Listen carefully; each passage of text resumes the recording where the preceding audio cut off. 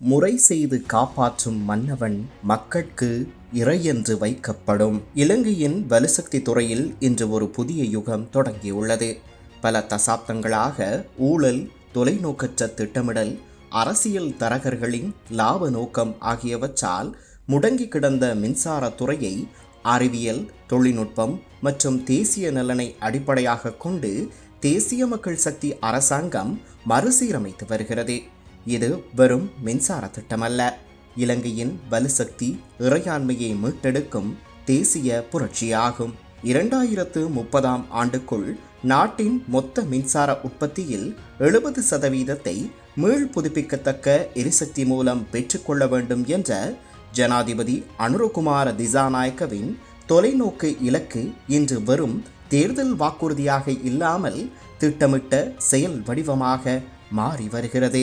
அந்த இலக்கை அடைவதற்கான முக்கியமான கட்டமாக நாட்டின் மின் கட்டமைப்பை நிலைப்படுத்தும் மின்கல வலுசேமிப்பு முறைமைகள் இலங்கைக்குள் கொண்டு வரப்பட்டுள்ளன.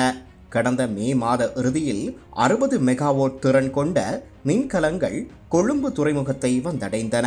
ஏற்கனவே கொண்டுவரப்பட்ட தொகுதிகளுடன் இணைத்து திட்டமிடப்பட்ட 160 மெகாவாட்டில் 80 மெகாவாட் வலுசேமிப்பு திறன் தற்போது நாட்டின் வசமாகியுள்ளது.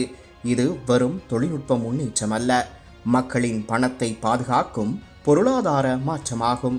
டீசல் மூலம் ஒரு அலகு மின்சாரத்தை உற்பத்தி செய்ய சுமார் 115 ரூபாய் செலவாகும் நிலையில் மின்கல வலுசேமிப்பு முறைமையின் மூலம் அதே மின்சாரத்தை சுமார் 35 ரூபாய் செலவில் வழங்க முடியும். அதாவது அரசின் செலவை குறைத்து இறுதியில் மக்களின் மின்சார கட்டண சுமையின் 1/3 பங்கை குறைக்கும் பாதையை இந்த அரசாங்கம் உருவாக்கி வருகிறது. இந்த பயணம் அதில் நிற்கவில்லை.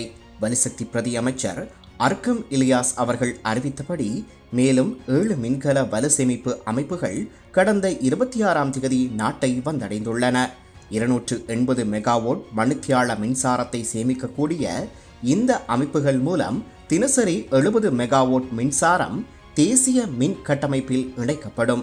பாணந்துறை, பலியத்து, ஹம்பாந்தோட்டை, அம்பாறை, வவுனாதீவு, வாழைச்சேனை மற்றும் மகியங்கனை ஆகிய பகுதிகளில் அமைந்துள்ள துணை மின் நிலையங்களில் இவை நிறுவப்பட உள்ளன. இதன் மூலம் பகல் நேரத்தில் சூரிய மற்றும் காற்றாலை மூலம் உற்பத்தியாகும் உபரி மின்சாரம் வீணாகாமல் சேமிக்கப்படும். மின்சார தேவை உச்சத்தை அடையும் இரவு நேரங்களில் மக்களின் பயன்பாட்டிற்காக வழங்கப்படும் ஒரு நவீன நாட்டின் வலுசக்தி முகாமைத்துவம் எவ்வாறு இருக்க வேண்டும் என்பதற்கு இதுவே சிறந்த எடுத்துக்காட்டாகும். சர்வதேச போட்டி ஏலத்தின் மூலம் தெரிவு செய்யப்பட்ட வின்ஃபோர்ஸ் PLC நிறுவனம் இந்த அமைப்புகளை நிறுவி பராமரிக்க உள்ளது. அதேவேளை எரிசக்தி அமைச்சின் கீழ் இயங்கும் தேசிய முறைமை இயக்குநரகம் முழுமையான செயல்பாட்டு கட்டுப்பாட்டை மேற்கொள்ளும். கடந்த மே மாதம் கொண்டுவரப்பட்ட மின்கலங்கள் தற்போது நிறுவப்பட்டு வருவதுடன் அவை ஜூலை மாத இறுதிக்குள் தேசிய மின் கட்டமைப்புடன் இணைக்கப்பட உள்ளன.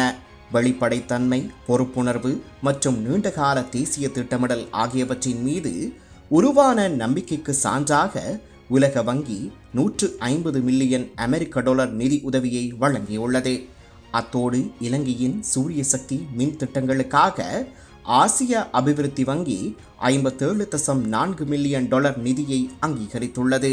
இது வெறும் நிதி உதவி அல்ல, தேசிய மக்கள் சக்தி அரசாங்கத்தின் நிர்வாக திறனுக்கும் தூய்மையான எரிசக்தி நோக்கிய அதன் உறுதியான பயணத்திற்கும் கிடைத்த சர்வதேச அங்கீகாரமாகும். ஒரு காலத்தில் அரசியல் கமிஷன்கள், ஊழல் ஒப்பந்தங்கள், அதிக விலையிலான அவசர மின் கொள்வனவுகள் மற்றும் டீசல் மின் உற்பத்தியை சுற்றிய வீண் செலவுகள் காரணமாக நாட்டின் பொருளாதாரம் சீரழிந்தது. இன்று அதே வலுசக்தி துறை அறிவியல், தொழில்நுட்பம், திட்டமிடல் மற்றும் பொறுப்புணர்வின் அடிப்படையில் மீண்டும் கட்டி எழுப்பப்படுகிறது. மக்களின் வரி பணத்தை சிலரின் லாபத்திற்காக வீணடிக்கும் அரசியல் கலாசாரத்திலிருந்து மக்களின் எதிர்காலத்திற்காக முதலீடு செய்யும் புதிய அரசியல் கலாசாரத்திற்கான மாற்றமே இது. தேர்தல் மேடைகளில் வாக்குறுதிகளை மட்டுமே வழங்காமல் அவற்றை திட்டமிட்டு செயல்படுத்தி காட்டும் ஆட்சியே உண்மையான மக்கள் ஆட்சி என்பதை தேசிய மக்கள் சக்தி அரசாங்கம் நிரூபித்து வருகிறது. திருவள்ளுவர் கூறிய முறை செய்து காப்பாற்றும் மன்னவன் மக்கட்கு இறையென்று வைக்கப்படும் என்ற குறள் நீதியுடனும் ஒழுங்குடனும் மக்களின் வாழ்வை பாதுகாக்கும் ஆட்சியின் மகத்துவத்தை எடுத்துரைக்கிறது. இன்று வலுசக்தி துறையில் நடைபெறும் இந்த மாற்றம் ஊழலிலிருந்து ஒழுங்கிற்கும், வீண் செலவிலிருந்து சிக்கனத்திற்கும், இறக்குமதி சார்பிலிருந்து வலுசக்தி தன்னிறைவிற்கும், அரசியல் லாபத்திலிருந்து மக்களின் நலனுக்குமான மாற்றமாகும். மக்களின் வாழ்க்கை செலவை குறைத்து நாட்டின் எதிர்காலத்தை பாதுகாக்கும் இந்த பயணம் திருவள்ளுவர் வர்ணித்த மக்கள் நல ஆட்சியின் நவீன வடிவமாக வரலாற்றில் இடம் பிடிக்கும்.